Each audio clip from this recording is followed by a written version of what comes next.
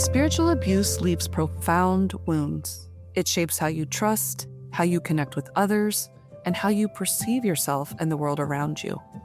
At the Allender Center, we are committed to creating spaces where your stories of religious harm can not only be heard and understood, but met with the kind of care that leads towards healing. I'm Rachael Clinton Chen, and I wanted to personally extend an invitation for you to join me for the upcoming story workshop for spiritual abuse and healing. This story workshop was designed in response to the countless emails and DMs we've received, expressing a need for more resources to navigate past spiritual abuse.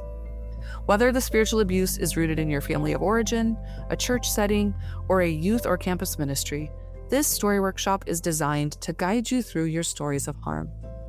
Our hope is that over this transformative 3-day experience, you'll not only find strength in a supportive community that truly understands, but also learn to reconnect with yourself and rediscover the goodness of God. If you're ready to reclaim your story, your sense of self, and your faith, I invite you to join us for the next story workshop for spiritual abuse and healing. You can find dates and details at theallendercenter.org/workshops.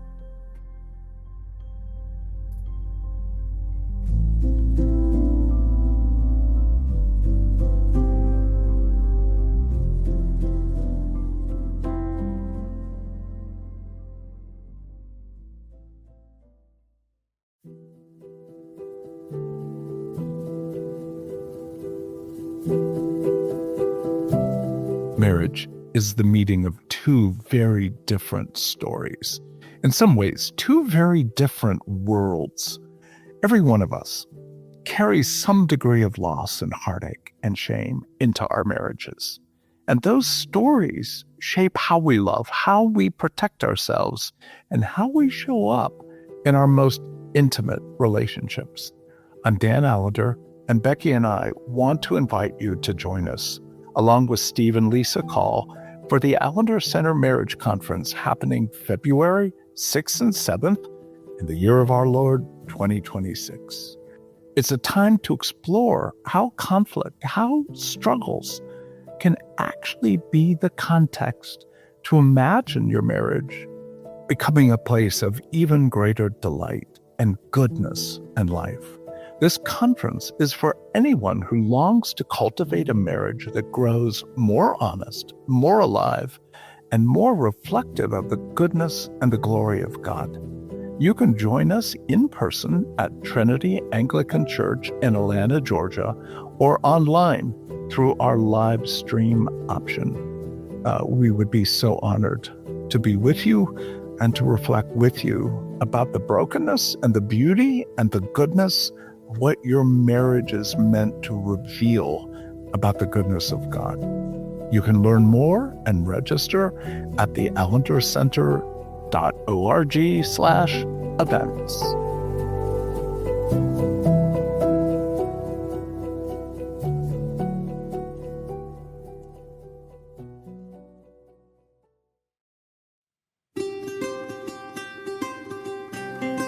Thank you for listening to the Allender Center podcast. I'm Dr. Dan Allender. And I'm Rachael Clinton Chen. We're fiercely committed to providing hope and healing to a fragmented world. And restoration for the heart. Thank you for joining us. Let's get this conversation started.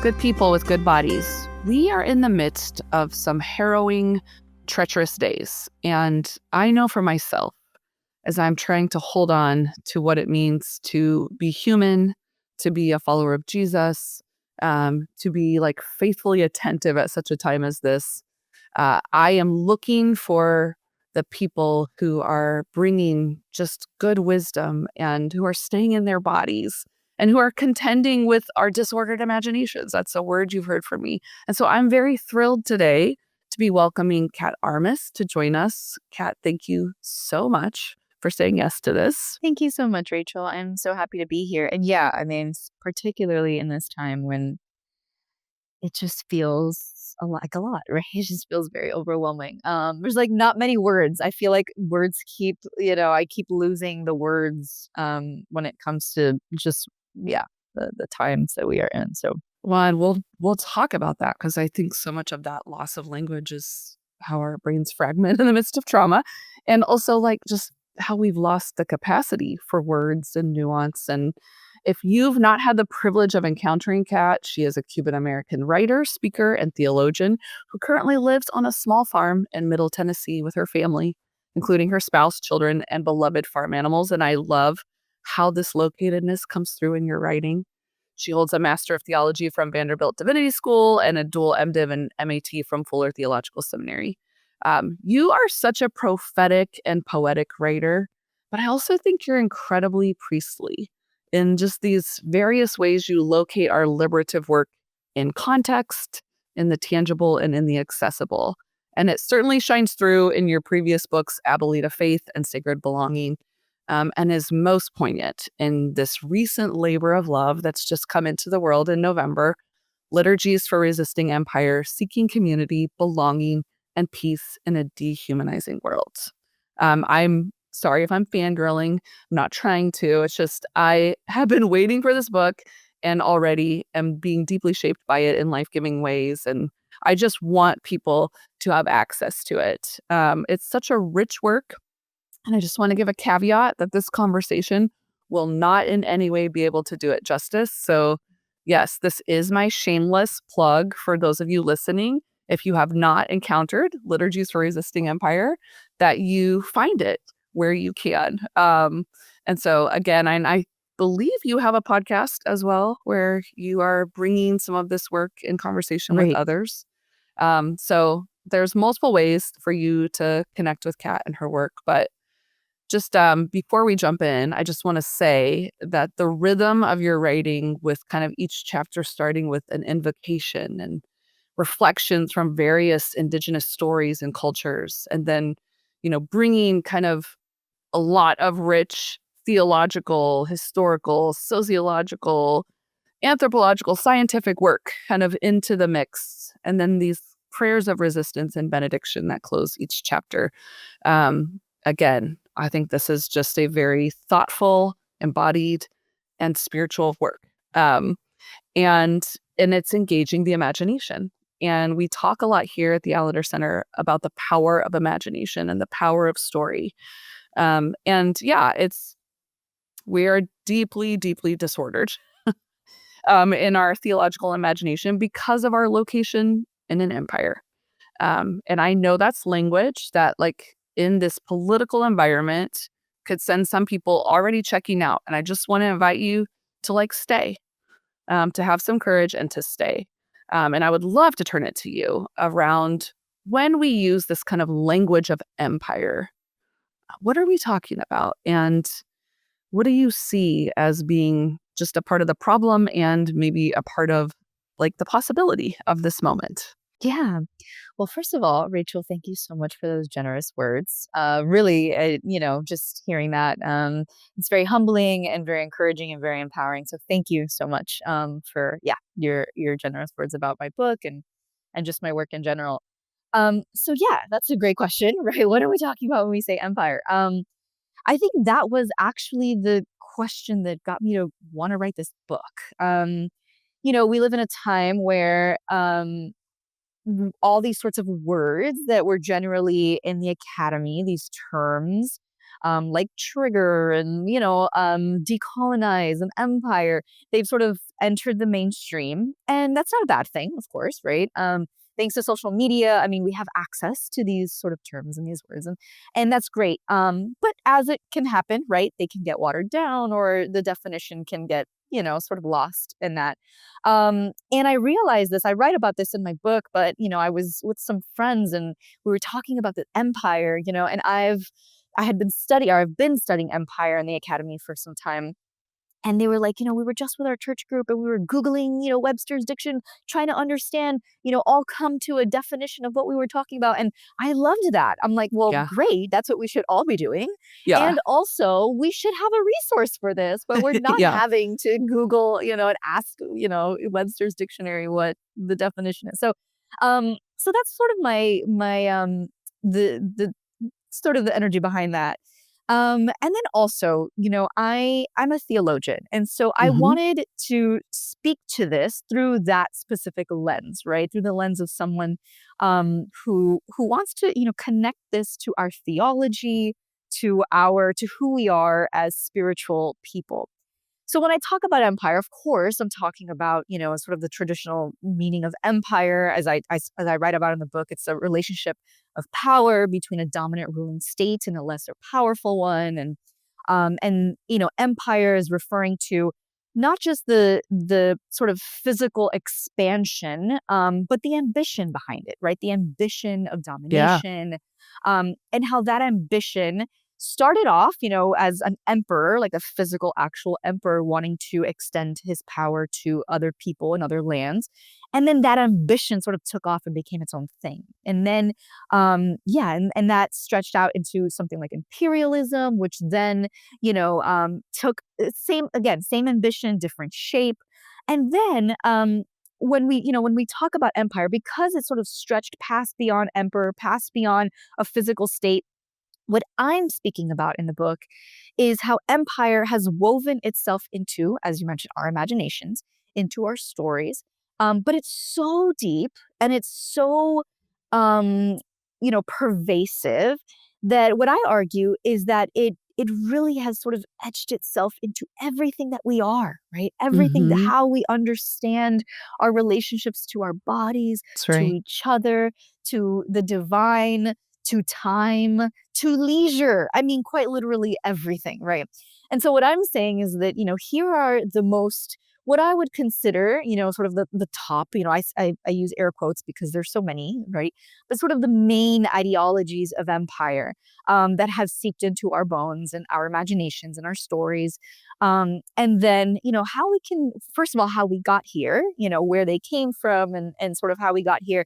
And then, how we can begin to imagine other ways of being and belonging. But I think it's really important first to notice them and name them, right? Because we can't really, unlearn them if we don't know exactly what they are and how, they have seeped themselves into our minds and our imaginations. And I think it's important because, empire began as someone's imagination, right? It sort of began there. Yes, it did. Yeah. And then it took the form of story. Empire became what it is because Empire is skilled at crafting the narrative.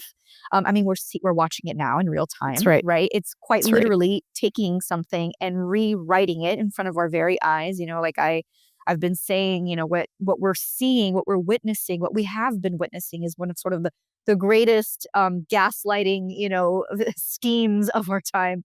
But anyway, so empire, sort of begins in the imagination and then it develops into a story. And then these stories become ideologies, and then these ideologies become systems. And then Mhm. we find ourselves here and we're like, well, how did we get here? So that's what I'm hoping to do in the book. Yeah. And as I talk about the book, that's sort of what I'm pointing people to. Yeah, I am so grateful because the more we are leading into work on spiritual abuse and religious trauma, you can't get very far with any reality of abuse, but certainly when we're talking about our theological and biblical imagination without really hitting that wall of like what's in the water. Like a story I often tell is like I started talking about my own personal story of spiritual abuse, being kind of raised in the Southern Baptist Church with a call to ministry, that collision, clergy abuse, Right. purity culture, different things. And when I first started talking, primarily white women, not only white women, but primarily white women will come up and be like, I feel like you're telling my story. And I would be like, Right. God is so cool. Like, wow, the Right. spirit's so cool. And it didn't take very long to be like, wait a minute. Like, why do thousands of us have a similar story? What's in the water? And again, there's lots of different ways identity work and culture work um, forces us to like engage with like, there's a lot in the water, but especially being located in the United States, we are in an empire. I know that's troubling for many people. And ultimately, even if empires start with a benevolent intention or like benevolent ideals, part of being human is those ideals never get to be for the whole Right. and rarely mean subjugating other people in order to maintain them, especially when like capital comes in. And something I'm Oh, just yeah. been thinking about in reading your book, and maybe to give an example to people. So when I was a young college student at Oklahoma Baptist University, and I was taking a class called Western Civilization, and it was like an English, like history, literature kind of co-taught Mm, class, and because it was a liberal arts school in the belly of the beast, we were studying the Roman Empire. mhm. And it was like one of those kind of, like, yeah, existential crisis moments where all of a sudden I was like, wait a minute, like, we're not the Israelites. Like, if I'm thinking about like Exactly. America as like Israel, like, we're Rome, it was like a very like earth shattering Right. existential crisis moment of like, what does that mean? And what does that mean for how I've been reading this text and Right. locating Totally. myself in the text? And I think you do a really good job of naming, like, we hold multiplicities, right? Like Mhm. any person and our identities, multiplicities. And so maybe we could talk a little bit about that as we lean into like why liturgy as kind of as the resistance. So as a resistance. Yeah. Well, first of all, I think what you named there is exactly it. I mean, we have been identifying, or we've been, sort of the story of we are Israel has been passed down to us, and we've sort of, taken on that story, and it is completely false. Right? I mean, we are not, Israel. We are 100% Babylon. We are Rome. We are Egypt. We are the big superpower in the story.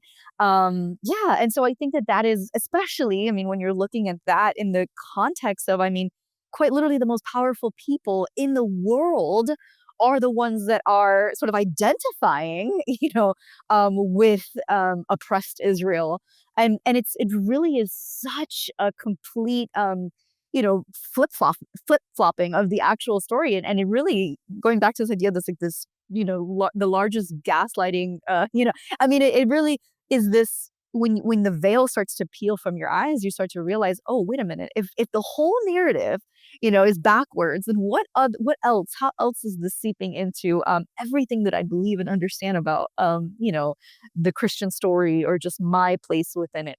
So yeah, I think that's a huge one, and I think that is something that a lot of folks, that's their first like, oh, okay, so let's go back to the basics, right?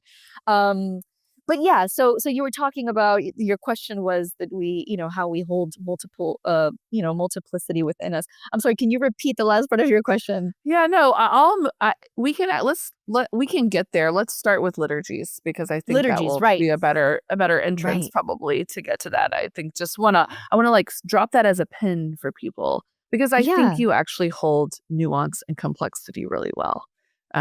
And we've lost that capacity. right. That's resistance work in and of itself is to fight to hold that.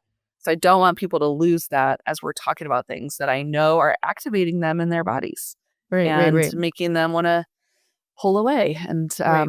yeah, so Yeah. Yeah. So liturgies.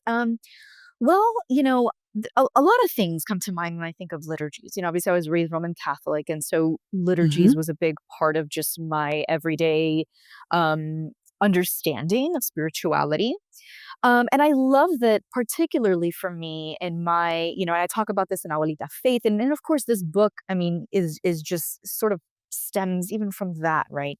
When I talk about empire, I always start with talking about wisdom, because empire has been the one to tell us who is wise, right? Where hmm wisdom comes from, what mm wisdom is. And so I want to hmm interrogate that before even getting into all of these ways to resist empire. But I think for me, liturgies, is born from that, is born from, a community that it was almost, a colonized community, a community an exiled community, right? A community living sort of in this Jeremiah reality of in a land not their own, and it was in the midst of that coming together and everyone reading the same prayers, right? And everyone sort of on the same page. Everyone, when they don't have the words, they can borrow each other's. And I think that was a mm beautiful thing about liturgies.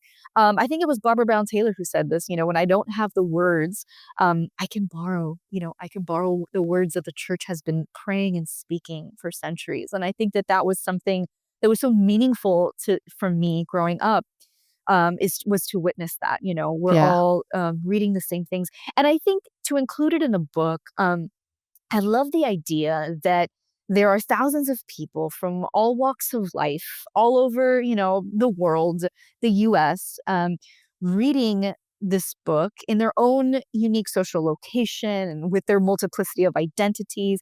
And we're all starting in the same place, right? We're all praying the same prayers of confession. We're all acknowledging, in the same invocations, the same sort of reflections. And in that, part of a traditional liturgy is to include a reflection. And so I wanted to include, as you mentioned, reflections from different cultures, sort of fables and, stories from primarily from indigenous cultures. And I include a Danish one and things like that, but primarily from indigenous cultures. Um, Going back to this idea of wisdom, right? The fact that because empire tells us that wisdom comes from certain people, certain places, certain voices, I wanted to disrupt that and say, well, no, wisdom comes from, you go back to Proverbs. There's wisdom as a woman screaming out, like quite literally calling out on in the corner of the street. And that's sort of the vision I had behind including these sort of reflections. Like that is wisdom, for all who's willing to hear. Yeah. And that wisdom can come from, all the different places that empire has trained us not to look. And so, yeah, I think that was sort of my motivation behind liturgies, the prayer of the people, right? And we are all in this together, right? We are all a collective body resisting empire together. And I open it with the first story is the Quechua story about a hummingbird that sort of brings drops of water into a great forest fire, right? And everyone is asking, the animals start asking this hummingbird, like, what are you doing? Why are you dropping one little drop into the fire? And the hummingbird says, I'm doing what I can. And that's sort of the energy behind this, right? That we are all sort of hummingbird dropping our resistance efforts together. And I like that liturgy sort of is a space that we can do that. We can acknowledge that we are in this together. And because empire is so big and it is so vast and so pervasive and also so nebulous too. And there's something powerful about all of us sort of collectively acknowledging, collectively calling upon the sacred, collectively confessing the ways that we have, bent our knee to empire. We are all doing this together, and then, sort of leaving our hummingbird drops of water into the fire. So yeah, that's sort of my thoughts behind. And then I love every time I talk to people, they have all these profound things to say about liturgies, and I'm like, yes, that too. But I think it's the beautiful thing about writing something, about creativity just in general, right? I mean, it's no longer mine. I had my thoughts behind it, but then I release it, and everyone else has sometimes even more profound ways that they receive that. And so I love that. But yeah, that's sort of my hopes behind it. Yeah, I think what I've experienced so far with your work is this engagement with the imagination, right? Like, and imagination is so embodied. It's not ethereal. It's not out here. It's like just a part of our existence, and it just has a lot of power to shape us.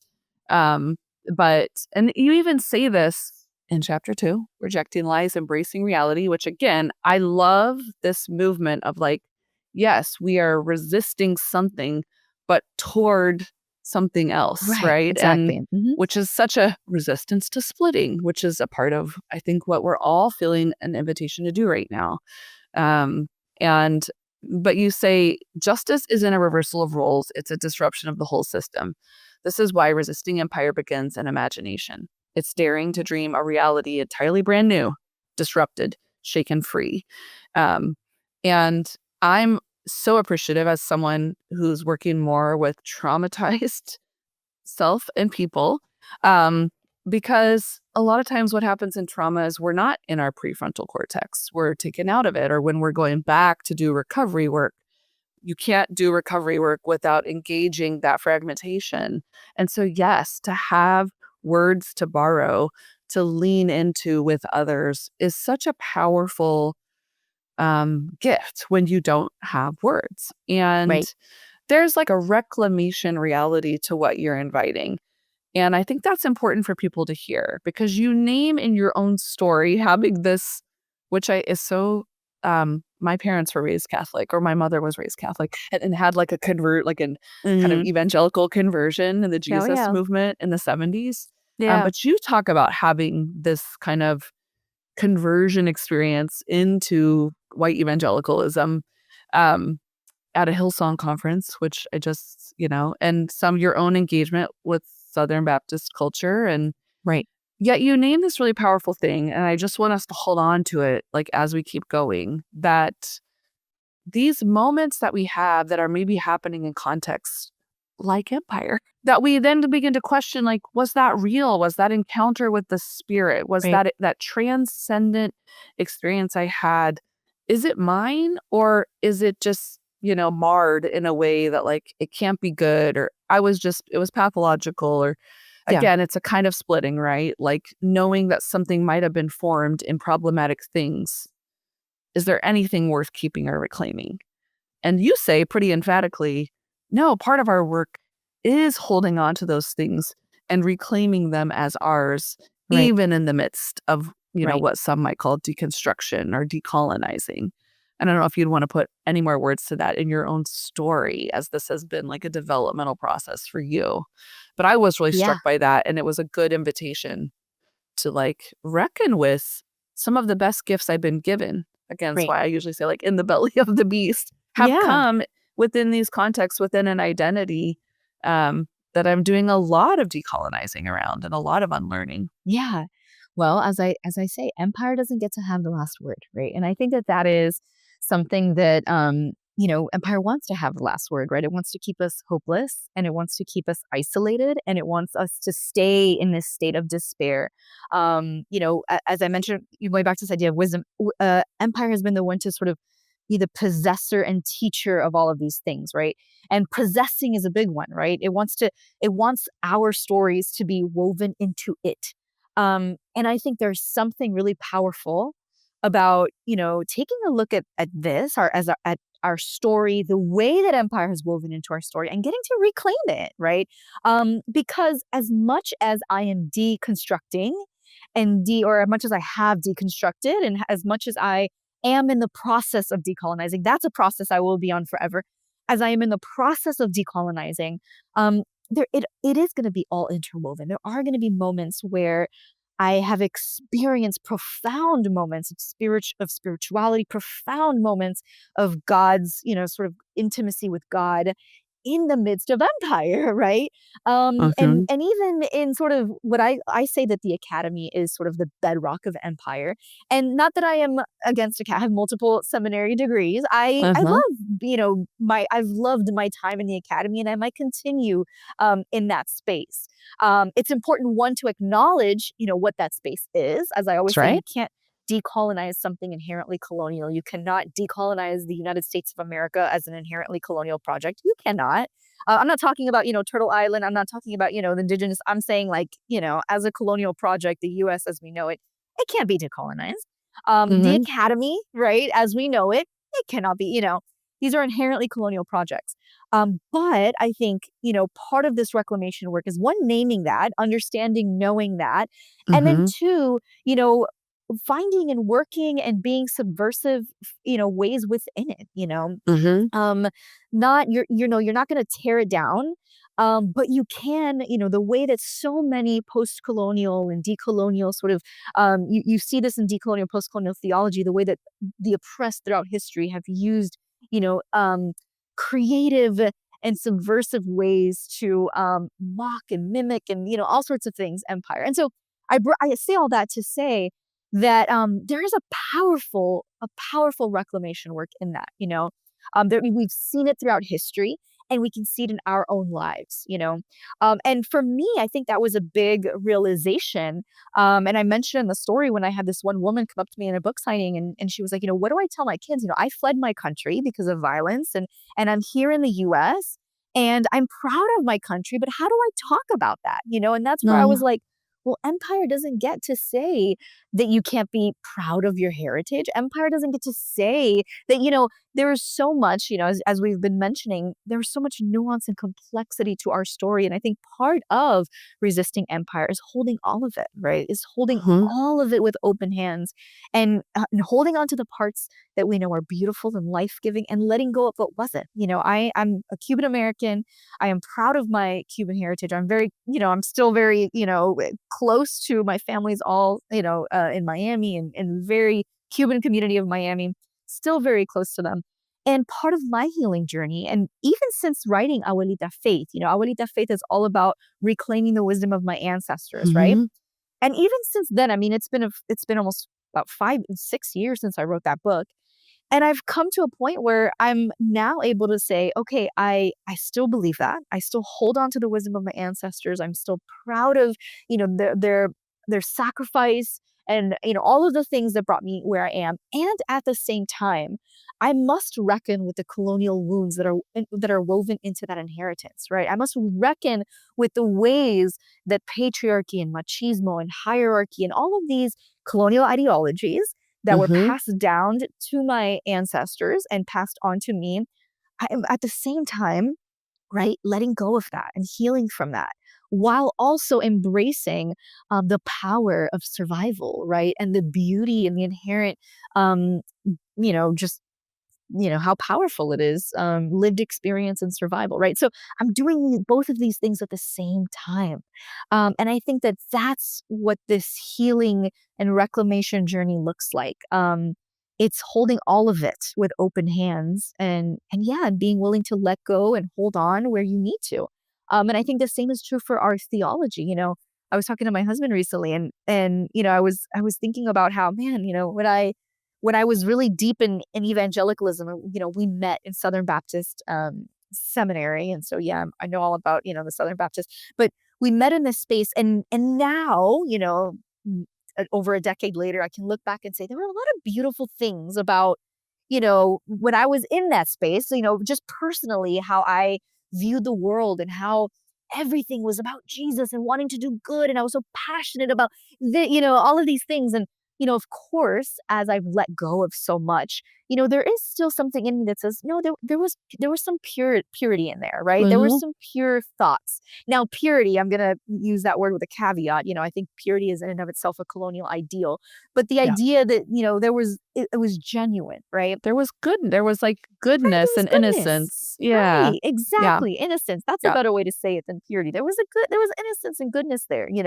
And that's something that I don't want to let go of that. I want to continue to reclaim that.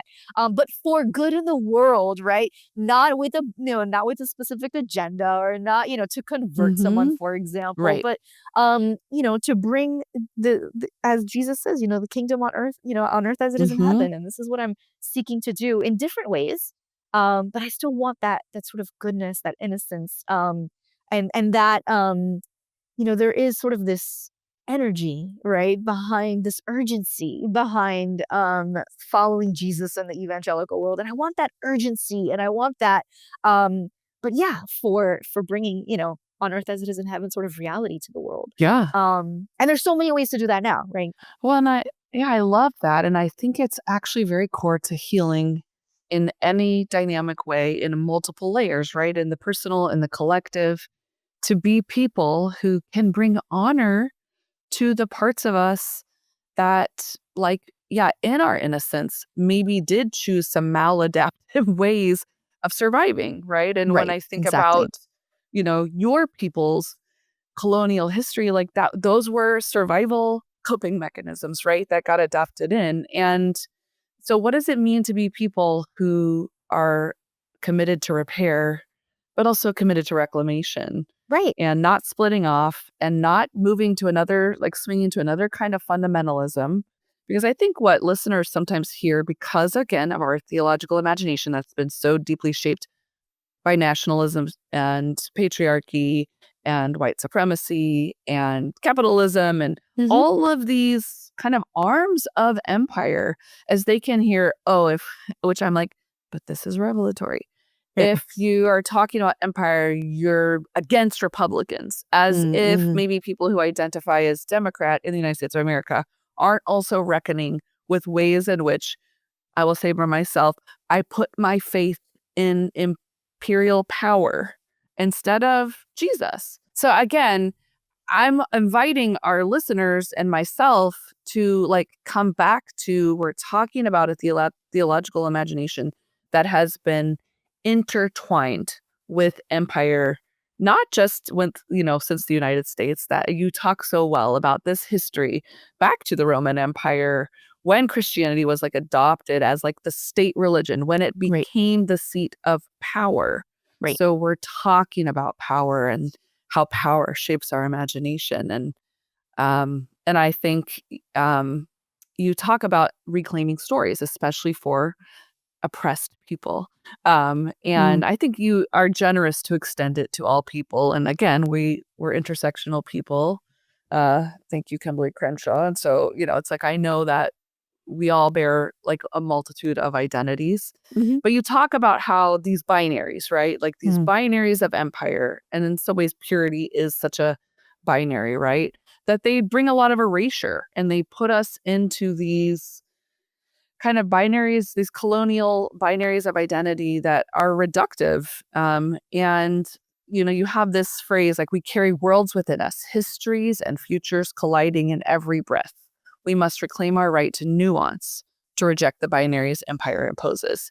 And you're also talking about, in some ways, like the power of storytelling and who gets to tell the story. And that's something I'm experiencing even in this, in what you're bringing to us in this conversation. And so I don't know if there's other wisdom you'd want to jump in and share. Again, there's a lot in the book. You should get the book. I'm just going to put that out there. Yes, definitely get the book.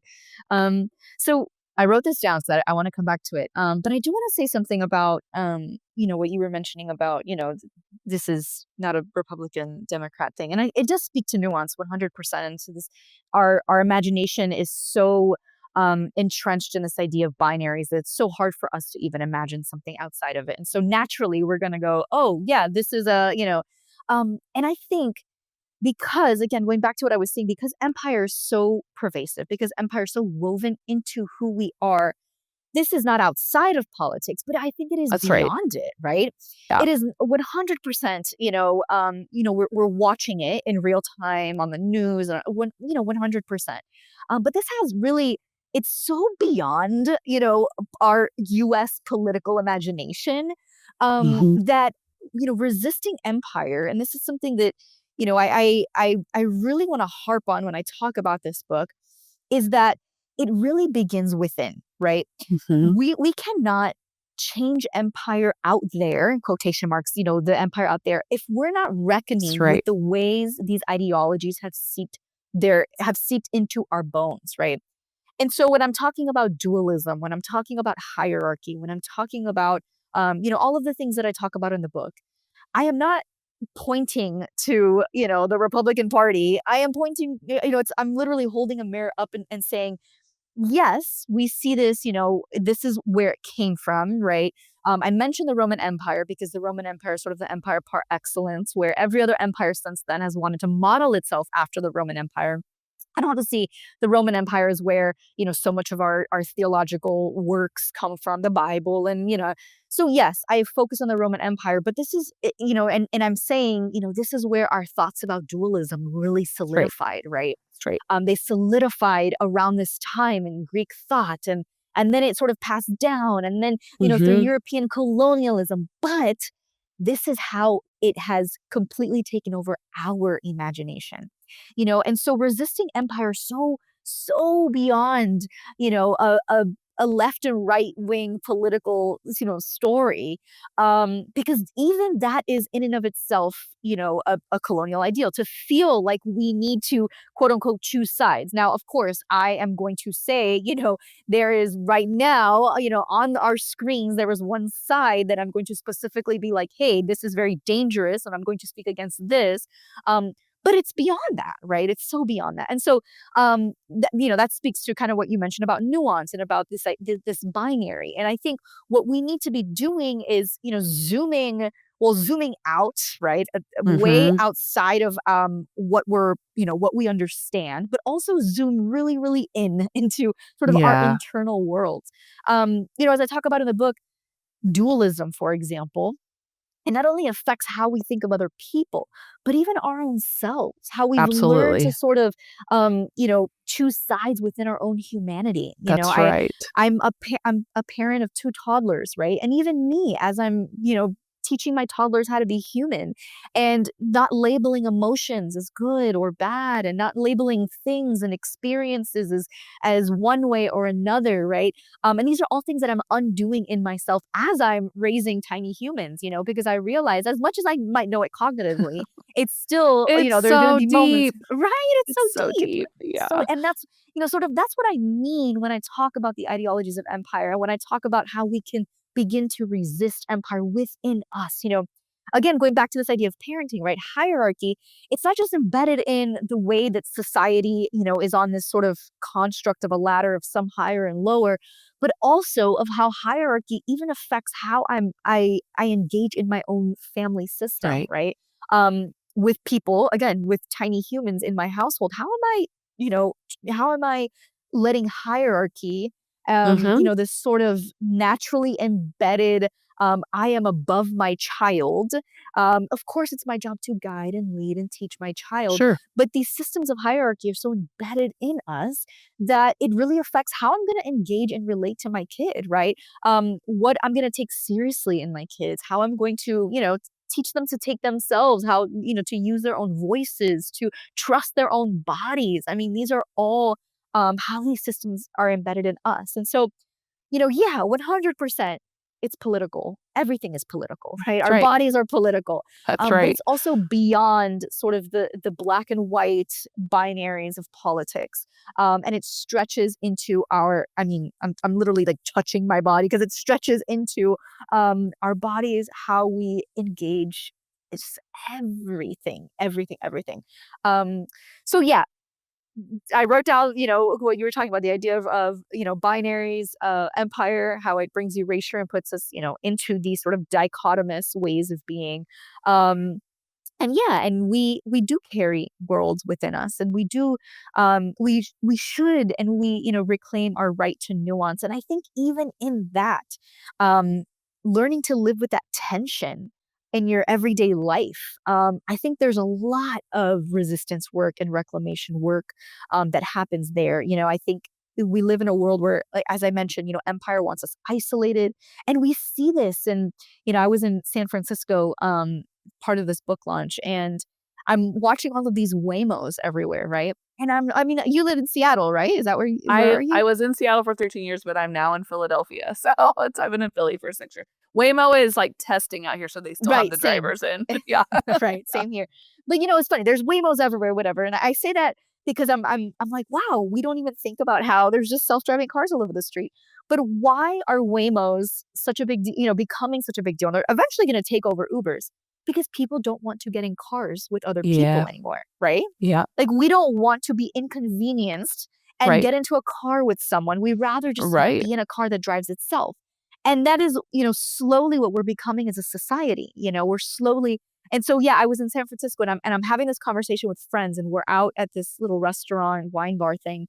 And I noticed that they're starting to close up, and I'm wondering, what time do they close? And I take out my phone and I look it up. And as I'm saying, we get in Waymos because we don't want to interact with other people, right? And then I take out my phone when I can just look at the person, less than 3 feet away from me and say, hey, what time do you close? Now, I say all of this to say that, it's so these, empire is doing such a work in isolating us, in making things so convenient that there is no tension in our lives, there is no inconvenience in our lives. And imagine what that does to our souls in a Mm-hmm. constant daily, Mm-hmm. I mean, from the moment we wake up to the moment we go to bed, right? That is completely rewiring our brain, rewiring. And so, of course, we're not going to want to engage with the other, because we're slowly being taught that we don't have to, Yeah. And if you have these like social media algorithms that are 100% right? deeply shaping our imagination and who's safe and who's not, and who's Right. worthy and worthy of like Exactly. human dignity and love, and who's not, in like a Exactly. multitude of ways. We are in like the tools of empire with technology are even more powerful to like Right. shape our nervous system, right? And you're absolutely Exactly. right. And I Right. just love how you name, because you name ambivalence, and that's a word we use a lot at the Elder Center. Like you say the illusion of certainty masquerades as spirituality, but the real stuff is found in the messy middle, in the Right. ambiguity, the doubt, the ambivalence. They're not just Right. tolerated, but held as sacred. Spirituality that denies these freedoms is nothing more than subjugation. And subjugation, whether spiritual or political, thrives on rigid binaries and false assurance that one is either fully in or fully out, wholly right or wholly wrong. But reality, especially under systems of power, is rarely this simple. And that is something we talk a lot about in healing from abuse Yeah. because it's so messy. Right. And people Right. think healing is, and I think this is kind of the story of the gospel that I'm really contending with and I don't love, but I'm contending with it. Healing is not exiling the parts of us that expose the brokenness or that Right. embody the brokenness. Right. Like it's welcoming them closer, letting them actually be made more whole, us becoming more whole, being relinquished from like maladaptive tendencies or malformation. And Right. I think that is exactly it.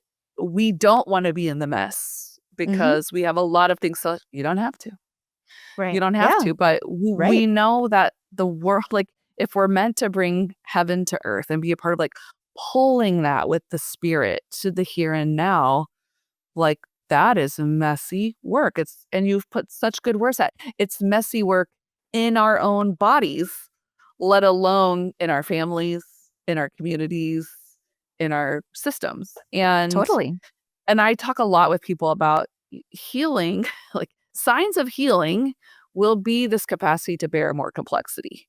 Mhm. Mhm. And some of the most beautiful healers I know, the wisest people I know, are so well acquainted with suffering and Mhm. mess Mhm.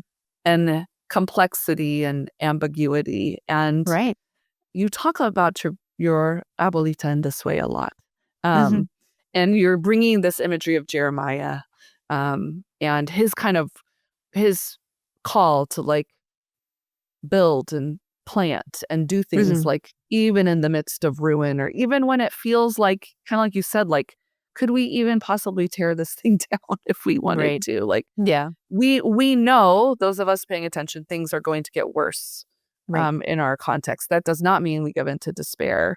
And I've taken a lot of courage in your kind of invitation um, to build and to plant even in the midst. And so Mhm. would love to hear Yeah. from you a little bit more as we bring things to a close.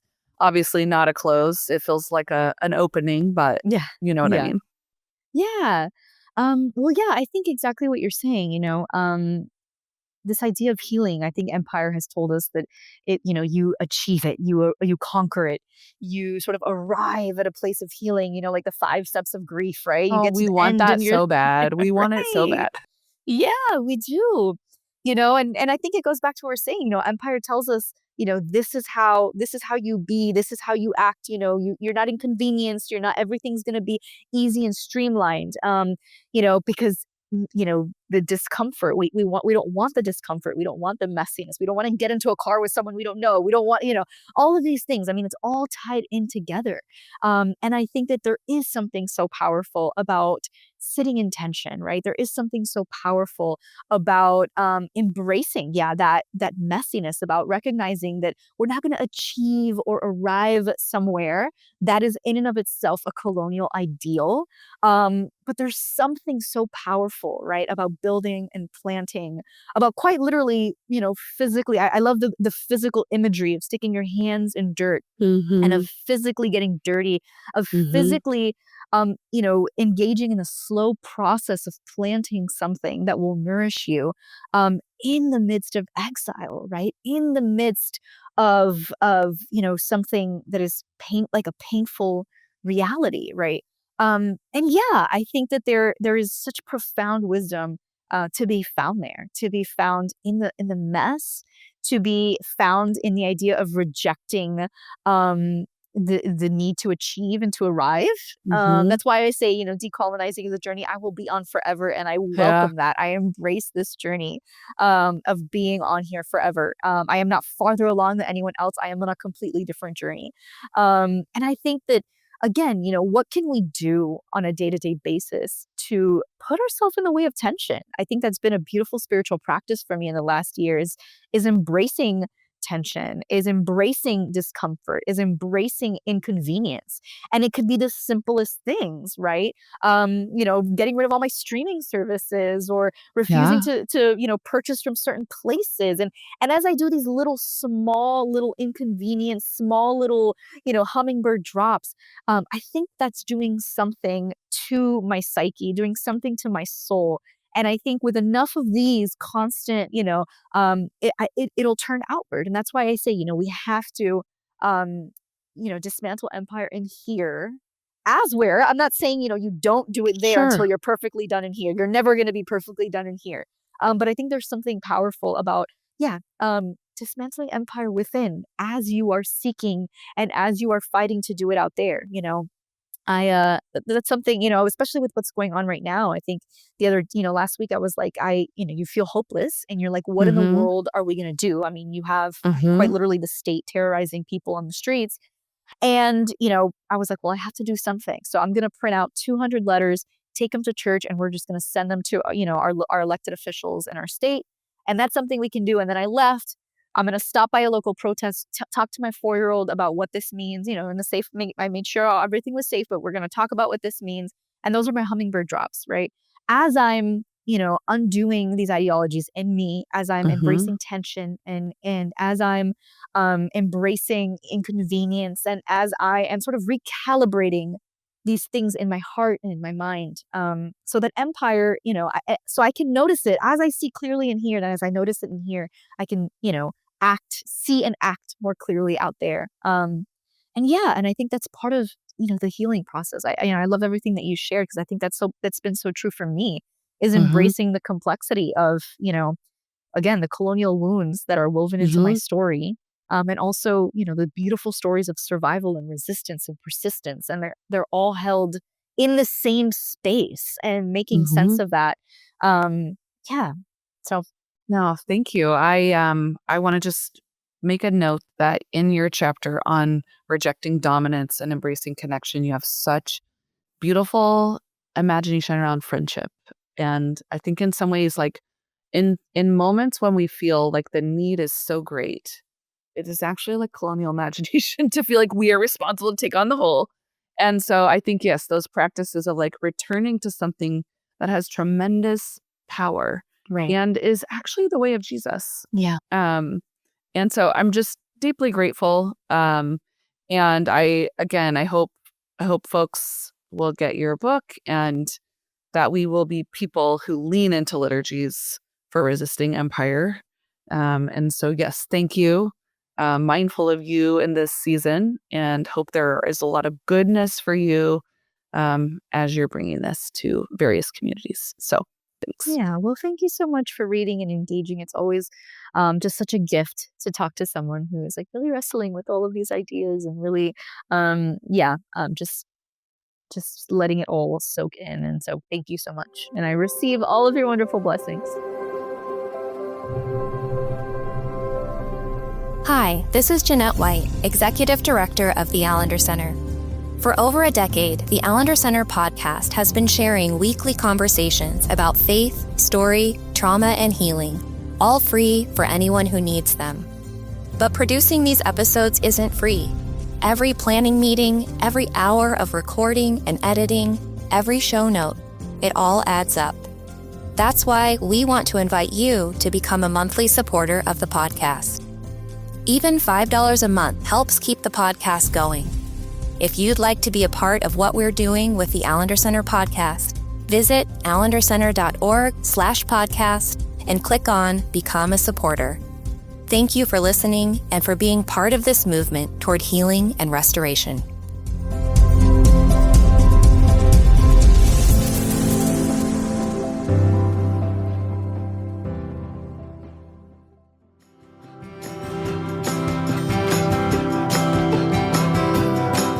Allender Center podcast is produced by the Seattle School of Theology and Psychology. If you'd like more information about the Allender Center, you can look at theallendercenter.org.